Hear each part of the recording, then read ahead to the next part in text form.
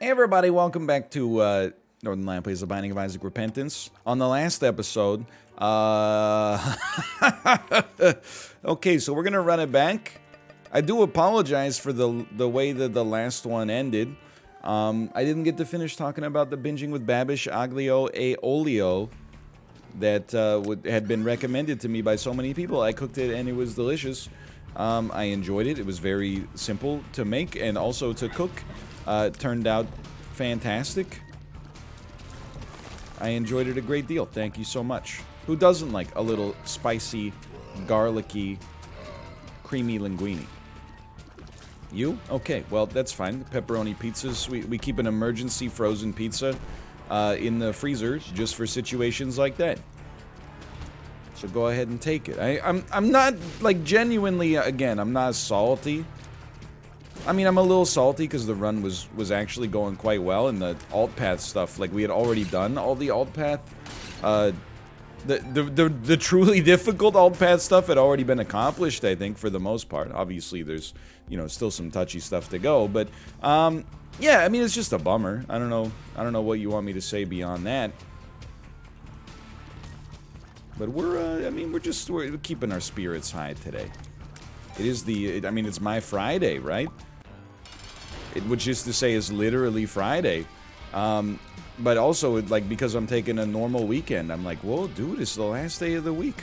The weeks, and I have gotten used to it somewhat. I'm not trying to flex, you know, when I started taking a 2-day weekend, I spent the first Saturday just going like, oh my god, like, I still have a whole nother day left. It's crazy. Now I've reached the point where I'm like, you know, it's starting to feel like, oh, you know, the weekends are like a normal length and the weeks are a normal length. But to some extent, there's still, like, the weeks still feel like they're kind of flipping by. But it's a good sign, you know, time flies when you're having fun. Really appreciate Champion Ragman, really appreciate you. Thanks for spawning 1,000 enemies there. Dude, I'll take a tears up, and I'm ashamed of my words and my deeds. Let me caffeinate as we head down to the next floor. No reason to believe that we're screwed. Trade offer. I receive your viewership. You receive the clink of a metal straw on a glass with iced coffee in it. It's pure serotonin, man. I love iced coffee season. Like, don't get me wrong, I also make iced coffee season last all year long, because it's just better than hot coffee, in my opinion. That being said, there's something about iced coffee in the summer, you know? When does iced coffee season begin? I mean, if you believe in the false dilemma that it ever ends, iced coffee season begins when you can order an iced coffee to go from a coffee shop and your hands don't get uncomfortably cold just from holding on to it. Uncomfortably cold? Oh, you've done it again, you madman. How did he do it? He called the item. Clip farming. So, you know, I would say that May 1st maybe, and we might miss it by a couple of days by making it kind of later in the spring, but I think May 1st is quite reasonable. It's hard for me to believe that it's like, I mean, it's not almost July, but you know what I mean, right? Like, it's kind of almost July right now. It doesn't feel right. I don't know why. I mean, it always feels wrong, which is the kind of weird aspect of time passing, right? Like in Heart Cook's Brain by Modest Mouse, which I'm pretty sure is a song about, like, depression. I gotta say, I'm not trying to, you know, co-opt or steal some grief or valor or anything like that, but when he says the days go fast, but the years go fast, but the days go slow, he do be kind of telling the truth, though, right? I'm like, man, it feels... The days don't really go slow. It's kind of like the days go fast and the months go fast, I guess. It's two different stories. I think we have to try to get the devil or the angel deal here. Admittedly, there are... I mean, what am I doing? I guess we'll just head down. Admittedly, there's all sorts of devil deals that could help us, but all angel deals will be free. So we don't have to play for like a fringe case that they're going to benefit us. We will just be able to take them essentially by default. That's what's got me bummed out as well. Like the last run, we had some good new items. We also worked for it. Like we did some cool plays to get like that Diplopia, you know, Daddy Longlegs. We had the ladder, which is like such, I mean, we pretty much, I don't want to say we had it sewed up, because I think that it's too easy to say that without having any proof, but I thought that we were in a we're operating from a very strong position, let's put it that way. So we have to rebuild it, and that's okay, but I do think, you know, they kind of owe me a win. And now I'm gonna be petty. I'm probably like never gonna use the Emperor question mark card again, or at least I'm gonna say that I'm never gonna use it, and then I'm totally gonna like use it, but then just complain about it. So I don't think My Little Unicorn is the most amazing spacebar item in the game, and I think there's an internal bias for sure. Like if you're just replacing an F tier spacebar item, why not wait till you get an S tier spacebar item to replace it with? But I can't deny that there's something to say about invincibility. 14 cents and an increased angel deal chance. So, Unicorn Horn plus Temperance is got some very strong things going for it. I actually think we just literally, like, do this right here.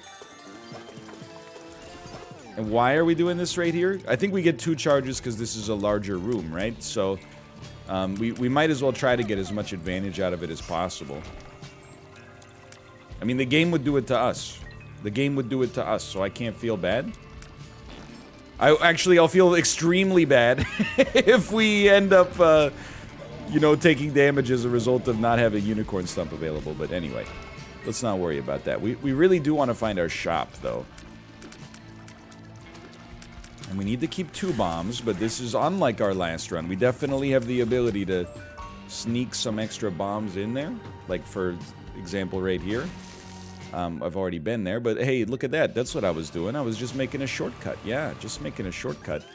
Now, probably, you know, many people would tell you, hey, why not just wait and then try to get the boss out of this? Okay, okay. There's plays here. I know you're going to be like, pick that up immediately. Caesar voice? No. Okay, because there's other plays still yet to be done here. For one, I still want to find our shop, but I'm looking and I'm like, is there fire?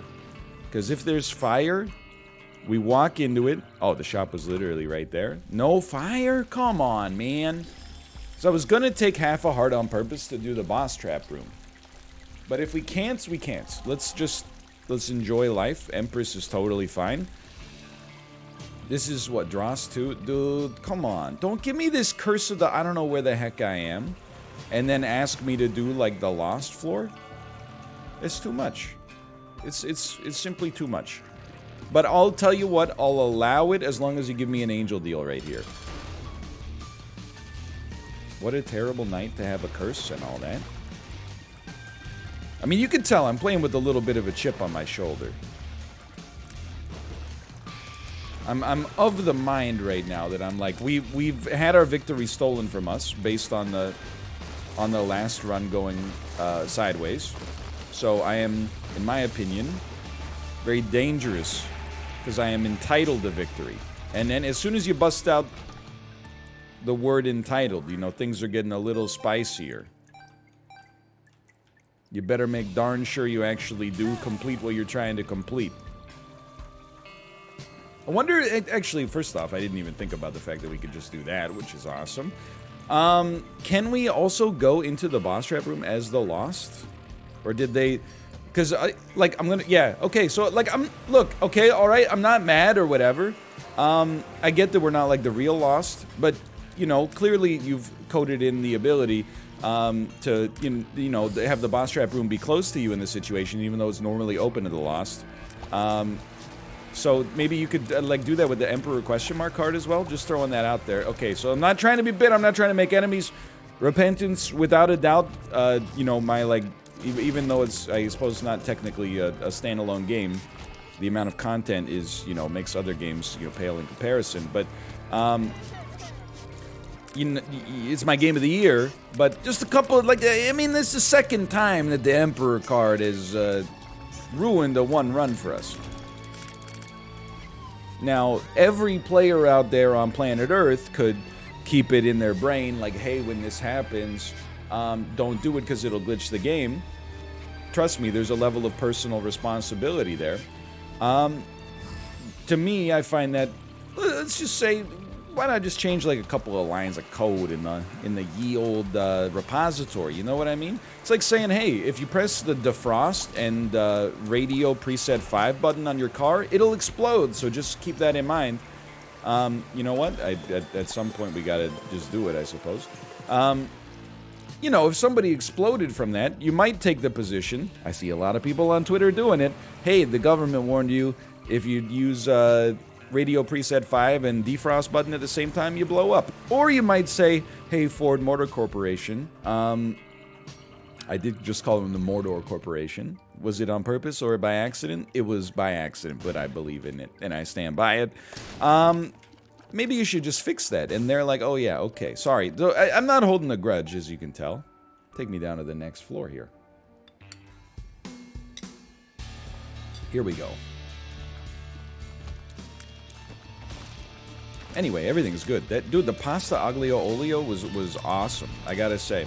But I will say, you know, we're living in a world now where my wife and I have to collaborate more on the menu choice. So I made the pasta when she finished it, and she did clean her plate, I might add. I said, how'd you like it? She said it was delicious, and I was like, let's go. Add it to the rotation, and then she was like, I wouldn't mind eating it once a month. And I was like, oh, oh no. 12 times a year? I thought it could have been a 25 times a year recipe, but I'm not gonna complain about getting the 12x annually, but once a month to me is not a, you know, it's not as spectacular. Cause Anima Sola is actually really good, man. Cause to me, I want to eat it. I wouldn't mind eating it once a month. Is not the same as like I enjoy this once a month worthy. To me, I wouldn't mind eating this once a month is more like I don't want to eat this for the next 3 weeks. Like when I consume a meal that I enjoy, I don't immediately go like, oh, I can't wait for 4 weeks from now when I can have this again. You know? And I might add, by the way, I've said it many times in the series before. It really, in every piece of content I make, I've said this before. I respect the fact, and actually I'm like very admiring of the fact that my wife gives honest feedback, because you always know where you stand. If she doesn't want to eat it for a month, I'd rather know, so I don't, you know, I'm like the exact opposite. Like, and I'll tell you a story that illustrates that as we get some spirit hearts, maybe? No such luck. But when one of the first times I went over to Kate's in-laws, well, Kate's parents' place, I should say, my in-laws, for dinner, they made a Korean dish called japchae. It's like glass noodles and julienne carrots and, you know, marinated beef and stuff like that. It's good, don't get me wrong. It's not my favorite dish of all time. I don't really like glass noodles. But I'm aware of the fact that it's a kind of an annoying meal to make. It's a little bit laborious, okay? So when they said, how do you like the japchae? I said, it's fantastic. And I spun them a yarn, let's say. Because when I lived in Korea, I was like, you know, I told them, like, oh, we didn't get to eat japchae too much because it was like the process of making it was somewhat involved, and we were living with like bachelor kitchens, and you know, we didn't go out to fancy Korean restaurants. We were mostly eating like, you know, kimchi kimbap duge juseo pojang, you know, just trying to get it out of the store as quickly as possible. Now that being said, they took that as this dude freaking loves this dish, and then for like the next 3 or 4 years, every time I went over there, they made sure to have japchae. which was like and then I ate it. It was like it's like a lose-lose situation caused by my own polite dishonesty. You know, they went through the trouble. I'm sure they were probably like, I don't want to julienne any more of these dang carrots, man. It takes forever. And then I was like, you know, I'd go over there and they would have made it for me. These are both so good. Relic is so much better defensively, but I mean, come on. How are you not going to take this, right? It also does do double the damage of regular Brimstone, I've been told.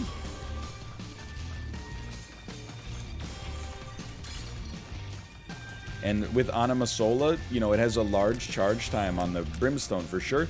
With Anima Sola, this seems like a pretty sick combo. Oh, we can get like 9 volt or something like that. By the way, why are we fighting? Because we want that extra little angel chance in the future for sure. So yeah, I'm very thankful that there's like the opposite situation. Also, I'm flying. What? Was that from the Brimstone? Did I get another flying item? Am I having a stroke? I don't know. I'm thankful for the honesty, quite frankly, because I don't want to make the, you know, a dish that my wife is only like, you know, 5 out of 10 on the regular. I want dinner time to be exciting. We'll find the menu together. We'll look forward to it. Sometimes being polite is great until it costs you and your in-laws, you know, a bit of your own happiness over time, I guess. I got nothing against japchae. I mean, it's delicious in the right context, but... Okay, I'm willing to try for mapping. I mean, this is like, it's an expensive play, but... I'm willing to try for mapping. The thing is, okay, that's exactly what we wanted, and we haven't overpaid yet, which is amazing. You might be like, play the crane game. On average, it's going to cost us 20 cents to get Doctor's Remote. Again, it could cost us less. It's just as likely to cost us more as to cost us less, just for the record. But, sure, okay. You win this time. And then we'd get another item potentially afterwards, but you know where else we could get a potential item? Oh, everywhere. Like almost every possible room in the game. So let's just move on for now. I think this is going okay. We got HP. We got Angelic Brimstone. We actually have a really good trinket now as well. Red hearts give us something, which is certainly more than they did very recently. Angelic Brimstone, again, it's still not quite like a run winner by itself, I think. But it's definitely like... The way I look at it is... this is subject to change over time. But I look at it almost like Little Brim. You know, Little Brim is like a static... I don't know if Angelic Brimstone scales, so I guess I can't even say that in good conscience. But I feel like it's a static, like, constant added to your run. You know, it's like the Y-intercept. Yeah, take me down here. Like, maybe it scales, in which case it literally would not be a constant, but anyway, I don't know what I'm talking about. Math, who cares?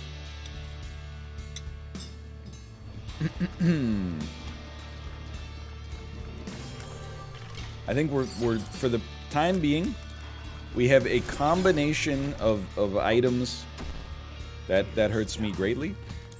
We have a combination of items that is actually ill-suited to beat regular rooms. However, is highly positively suited to beat difficult bosses. Because Anima Sola, if it only froze enemies at... that was pretty bad.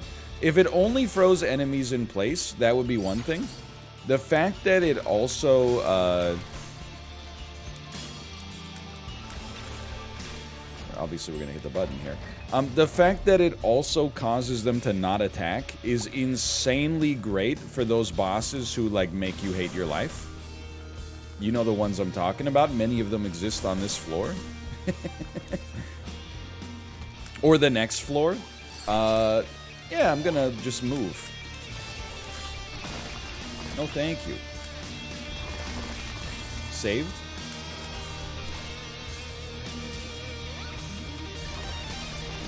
There's something still alive here? Oh, maybe because I didn't do any damage to you, huh? How about that? God, I hate this curse, too. So what do we need? It's funny, like, you know, we really, I feel like we were presented with a dream choice, but because, like, here's the thing, 2 good options in a choice makes a choice difficult. You know, sometimes you get a poison pill, you have to make a choice, no matter what you take, it's gonna screw you, you know? That it happens from time to time. Sometimes, and this is a situation that's like that, I think, you have the choice between 2 things you desperately need. We needed HP, I still do.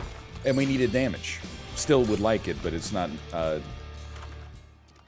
immediately necessary. Okay, pop a fly. It's better than spider butt, I think, but still not amazing. So we have taken... It's fine. Damage. We need HP, and if we die as a result, we're gonna find ourselves constantly being like, man, if I had just taken the HP instead, we probably would have been okay. The truth is, if I had taken the HP instead, we probably would have died as well, just due to a lack of damage, and then we would have been like, if I had just taken Angelic Brimstone, we would have been fine. So, we gotta live a life free of regrets here. You know, you make the decisions as they come up, and you recognize that in life, some decisions have probabilities associated with them. You can, and I think this is one of the things that appeals to me. I still haven't, like, started, just because time's at a premium, I haven't really gotten into the idea of poker yet, even though I've talked about it a little bit. I think one of the things that appeals to me about, you know, just the spirit of poker is that it's a little bit like life. It's a game where you can make, wait, I don't know why I would use Anima Sola there, but it's a game where you can make an informed decision that's mathematically sensible, and yet things, you know, just based on what comes out on the turn in the river, things could turn out differently for you. They you know, a bad decision can turn positive through the power of luck, and a good decision, you know, maybe you got like a 95% chance to win. Hey, 1 in 20 times, that's going to turn out badly for you. It doesn't mean you made a bad decision. I think it's an interesting philosophy to live by. So we got a stapler. It's nice. We are only at 5.45 damage, but it is nice. That just felt right for me there. It wasn't, but it felt right. So let's get this knife piece, at which point we'll be moving on to the mausoleum. I can't believe I just remembered where this was, but what do we need on this run? Well, I'll tell you one thing we don't need. An Emperor question mark card. Good one. But I think that's true. And I think that's why I like, I mean, it's the same reason you love and you hate probability-based games, right? And every game, maybe not every game, many games have a probability aspect to them. You know, there's really obvious probability-driven stuff, like, I think Dicey Dungeons is a great example just because it has dice, you know? Or even you could distill it down to Yahtzee. You know, you can make a mathematically apt decision, and that, you know, like maybe you re-roll 5 dice 2 times, and all you need is 1 4. There's a reasonable chance you don't get it. In some situations, you won't get it. That doesn't mean you made the wrong decision. But even, you know, in games like Slay the Spire that are a little bit more, like, they're less random, except for the obvious cards that are like, you know, attack a random target 3 times. But even just, you know, the constant shuffling and then, you know, drawing mechanic is randomness itself, you know? What you draw and what you receive as rewards and stuff like that are... That hurt me. I really thought we could squeeze there. Are determined to some extent, or at least influenced by random chance. I really like probability for that reason. I don't know, there's something compelling about the idea that the right decision could still work out badly for you. And I don't mean to, you know, I think I put on airs a little bit when I said it's like life, but I do think there's something about that, you know? A lot of success, I think, in life, and I'm not saying that as someone who considers themselves successful, I'm just saying it, you know, as somebody who's been reading way too many behavioral economics books. I think a lot of your success in life is determined by luck. The friends you have in high school, you know, the people you met at school and stuff like that, you know, whether that near-death situation when you were like, you know, 10 years old became a near-death situation or like an actual physical injury situation, like that kind of stuff, it makes a difference, and you don't always have control over that. That's why I'm always, I'm like super skeptical of the people. I mean, I think you can raise your chances of doing what you want in life by changing your habits. Don't get me wrong on that one. But I'm always skeptical of, like, you know, people on Twitter who are like, you know, here's your you know, 17-step model to achieve success in your life. And I'm like, bro, do you consider success to be like selling personal development courses to impressionable young people on Twitter? Because I think it's more like having time to spend, you know, quality time with your friends and family. But maybe I'm being the jerk there. Okay, it wouldn't be the first time. Thank you, by the way, to the charged gaper here. Now that's an item. Now we got Mausoleum Mom on the next floor. We don't need to do anything else related to the alt path. Keep in mind, by the way. Keep in mind, I entered a fugue state there. I was about to ask, you would have been so mad. I was about to ask when the heck did we get Pokego, and I think it was literally on that shop that we just went to. We got to be getting close to Beelzebub. Bad trip, you know, I dislike, but it is what it is. At this point, I do feel like it's kind of sensible to continue. Oh, that was so stupid. You don't mess with spike rocks in this day and age, man. I'm still taking damage from something. Oh, these are enemies. I don't know why I thought they were on my side. Okay, that was terrible. I was gonna say literally as we walked into this room, I was gonna say I think I'm strong enough to take these enemies out. I'm just gonna blow up the other spike rocks because they scare me. I am ashamed of my words and my deeds, but let's open these up. Okay, 4 Binky worth. The moon. Dude, these Pokego, like, charged gapers, just freaking creaming it. I think we got a little redemption. Let's just hope this guy pays out with something reasonable. I mean, Holy Card is a free shot block no matter what. That's not as good as, like, a full Spirit Heart, even though it looks cooler, but it is what it is. Okay, I'm not upset with Luckfoot. Take 2 of these and call me in the morning. Got a nice little spider army. I think we send it. This is not a rush, although we are rushing. I just think we're not necessarily stronger than the game at this point. Second secret room with 7 Spirit Hearts would really hit the spot. It's okay. I mean, it's still good.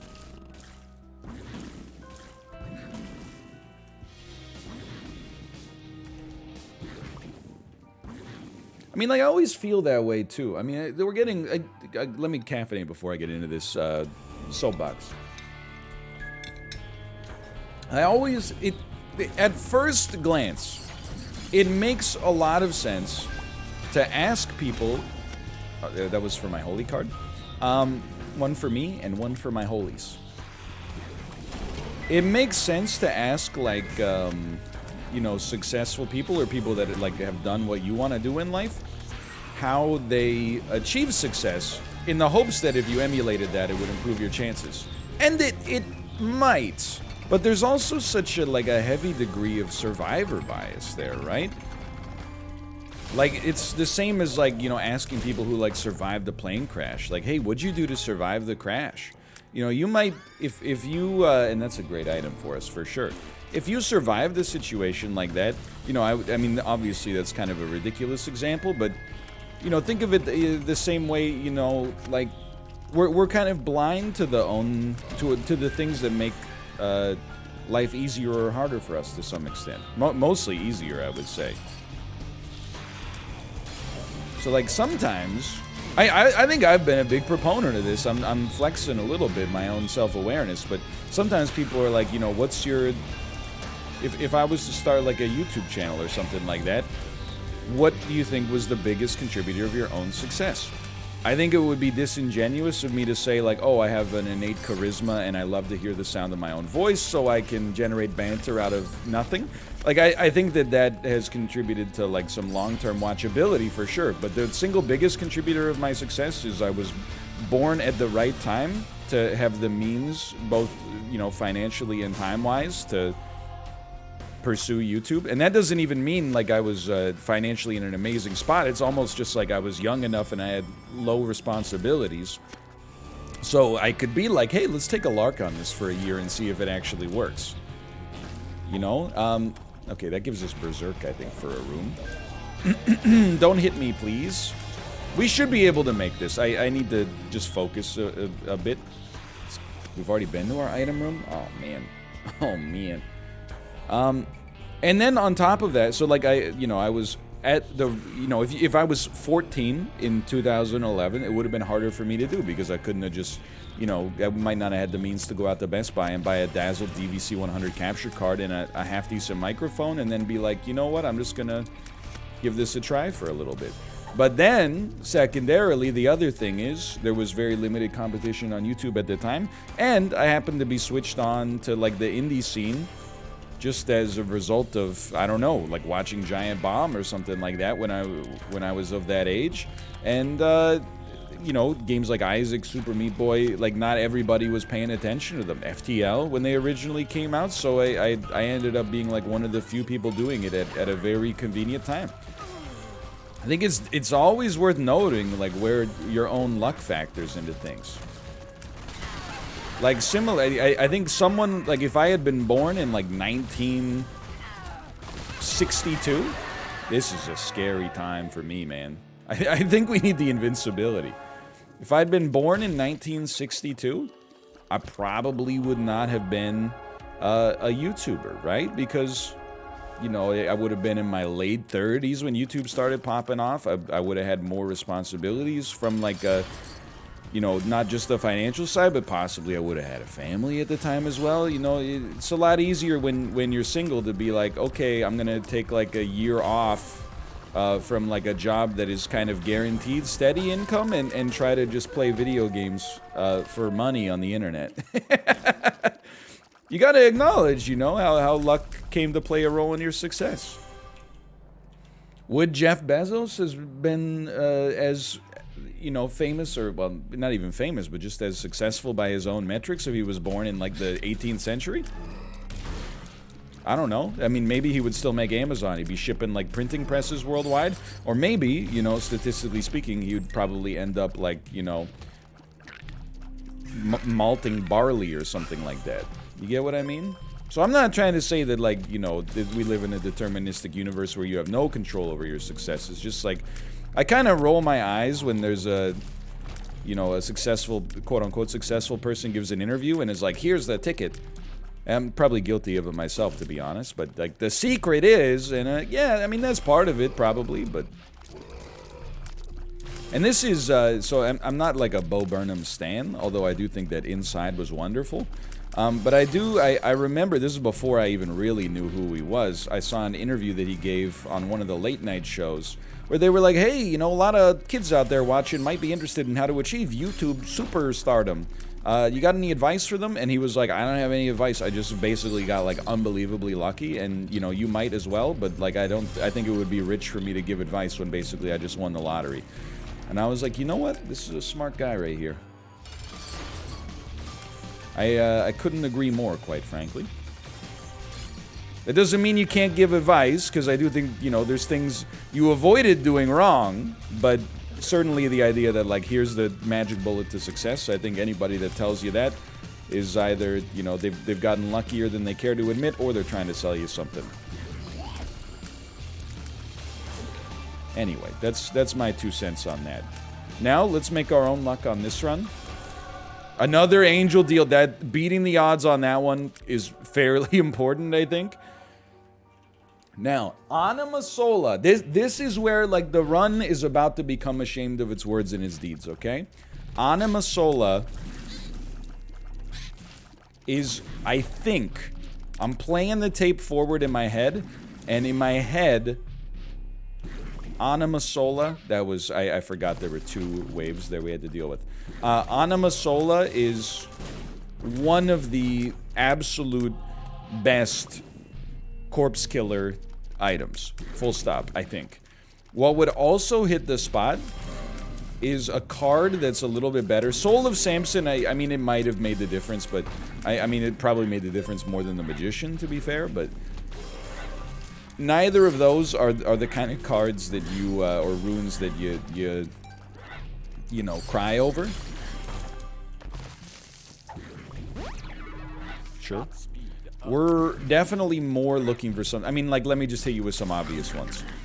Soul of Eve would be an unbelievable pickup right here. Alge's Rune would be an unbelievable pickup. Any damage or stat upgrade card, i.e. the Empress, the Devil, Strength. Even the Magician is probably okay. But I do need to mention, like, who really cares about homing tears when you're fighting an enormous boss that stands still? But I certainly, like, with Angelic Brimstone, I certainly think that we got a real chance here. Before we fight, in my head, I look at this map and I see a brief little arbitrage opportunity right here. Never mind. Or right here. Don't never mind. Oh, look at that. Nothing of value whatsoever. With 6 Spirit Hearts, I give us a fair chance. Which doesn't mean we're gonna win, remember. You know, luck plays a role in both directions. But I give us a fair chance. Just remember your dodging methodology. We'd been doing very well on this fight previously. It Anima Sola'd his frickin' hand. I mean, it went okay, don't get me wrong. Okay, dodging methodology, that's fine. It's still actually completely okay. Keep him frozen. I don't think it matters when you freeze him. Dude, the soul would hit the spot right now. I can't believe that at one point in my life, I think I described this boss's attacks as undodgeable. Like, whenever possible, it would be best not to overlap our invincibility with the period of time where the boss is Anima Sola'd. Great dodge. He's still shooting, so this was a bad Anima Sola, but it's been known to happen. Okay, don't get it twisted. You're doing just fine here. He's going right side. Wait till he lands. Anima Sola.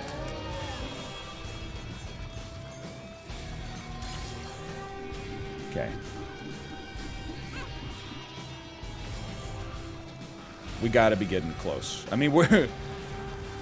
Quick, a frame perfect Anima... I freed him from the Anima Sola.